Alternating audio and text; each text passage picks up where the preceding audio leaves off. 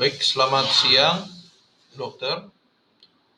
Sebelumnya izin memperkenalkan diri, nama Raihan Tafarel Aradana Wiono dari NPM 16011024029. Pada kesempatan kali ini, saya akan memberikan presentasi mengenai Mixed Dental Analysis, Mayer Analysis. Baik, kita mulai dari tahapan analisis. Untuk yang pertama ada measure, lalu yang kedua ada determine, yang ketiga ada compute, yang keempat ada predict. Kalau untuk predict ada yang long method dan juga short method. Dan untuk yang kelima yang terakhir ada compute the amount of space left. Untuk tahapan yang pertama yaitu measure, untuk alatnya kita akan menggunakan Bowley gauge yang runcing atau alat pengukur gigi. Untuk gambarnya bisa dilihat. Dan juga untuk langkahnya, kita akan mengukur lebar mesiodistal terbesar dari 4 gigi incisivus mandibula. Lalu untuk tahapan yang kedua, determine. Untuk langkah pertama adalah menentukan berapa banyak ruang yang dibutuhkan oleh deretan gigi incisivus. Lalu, atur Bowley gauge pada posisi yang setara dengan total lebar gigi incisivus sentral kiri dan incisivus lateral kiri. Selanjutnya, tempatkan salah satu ujung gauge pada titik tengah di puncak alveolar, di antara kedua incisivus sentral. Lalu biarkan ujung lainnya mengikuti lengkung gigi ke arah kiri. Dapat dilihat pada gambar di samping, figur 11-16. Langkah selanjutnya, tandai model Gibbs atau gigi asli lokasi di mana permukaan distal dari incisivus lateral yang akan berada setelah gigi tersebut dirapikan. Lakukan proses yang sama untuk di sisi kanan. Jika hasil analisis cefalometri menunjukkan incisivus mandibula terlalu condong ke depan, maka Bowley gauge harus ditempatkan di garis tengah dan digeser sedikit ke arah dalam, sesuai dengan kebutuhan koreksi, seperti yang ditunjukkan dalam analisis cefalometri. Lalu untuk langkah yang ketiga, compute. Tahapannya, hitung total ruang yang tersedia setelah perataan gigi incisivus. Ukur jarak dari titik yang sudah ditandai pada lengkung gigi sampai ke bagian mesial molar pertama permanen. Selanjutnya, ruang yang terukur ini nantinya akan ditempati oleh gigi taring atau caninus, 2 gigi premolar, dan juga digunakan untuk penyesuaian posisi molar setelah incisivus sejajar.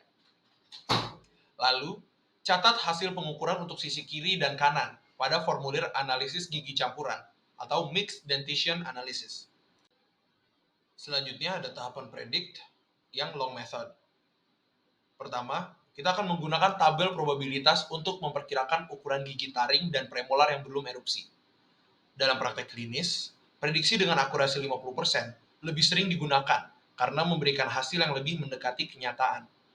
Namun, bagi praktisi yang kurang berpengalaman atau tidak menggunakan metode cefalometrik atau alat ukur presisi, disarankan menggunakan prediksi konservatif, misalnya 75%.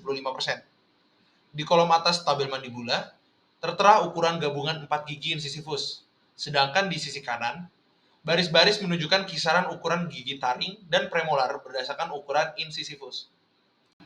Selanjutnya, ada predict short method. Metode ini lebih cepat dan mudah, akan tetapi kurang akurat serta tidak memperhitungkan perbedaan antara pria dan wanita secara presisi.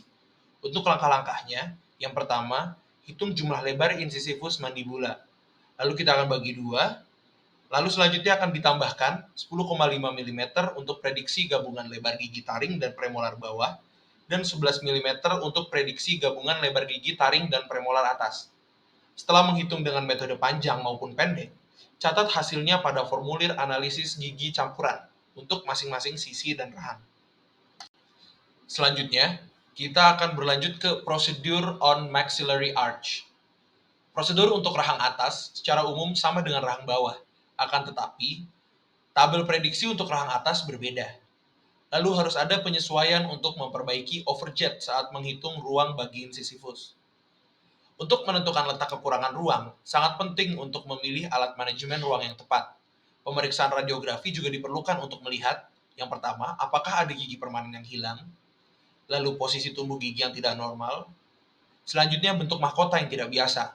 Sebagai contoh, premolar kedua bawah terkadang memiliki 2 cusp lingual.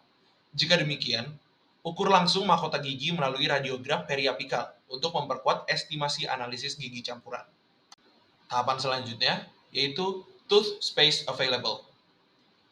Untuk tahapannya, yang pertama, ukur panjang tiap segmen pada lengkung gigi A sampai H secara mendekati bentuk sebenarnya.